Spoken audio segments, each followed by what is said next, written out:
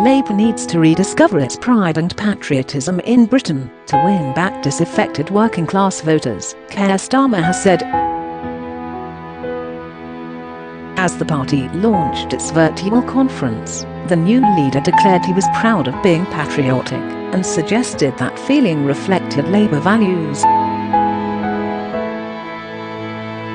His aides want to draw a line under the leadership of Jeremy Corbyn, whose patriotism was often questioned by critics. Mr. Starmer told Times Radio, "I think in the Labour Party we've been very shy about patriotism for too many years. I love my country. I think we're a great country. I think we could be even better.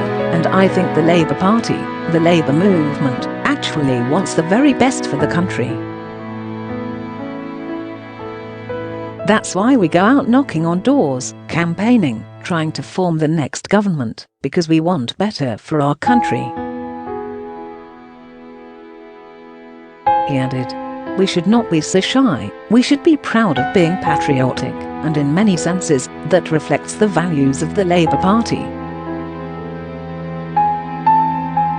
Mr. Starmer, who said he watched the Queen's speech live at Christmas, has been keen to wrap himself in the Union Jack and distance himself from his predecessor's position on Russia and national security since he took over as leader in April.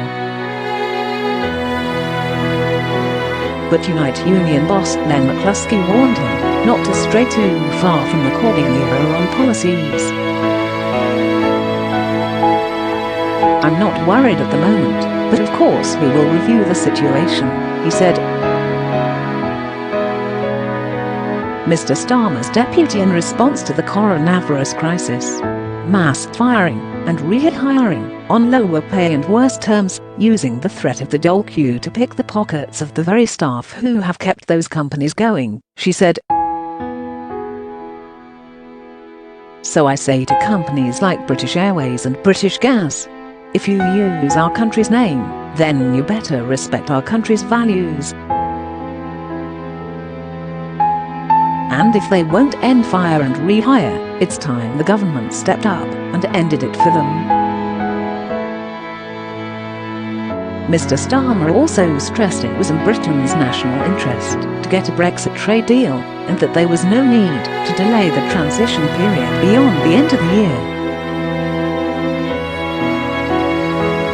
"The Prime Minister promised us there was an oven-ready deal, and he needs to get on and deliver on that promise," he told Sky News. "If he fails to do so, then he owns that failure and the distraction, frankly, of reopening old wounds, going back on agreements that have been made, is a distraction. It's in the national interest to get a deal." Mr. Starmer, who revealed for the first time that he was a vegetarian but missed bacon sandwiches, left the door open to backing any deal the government secures.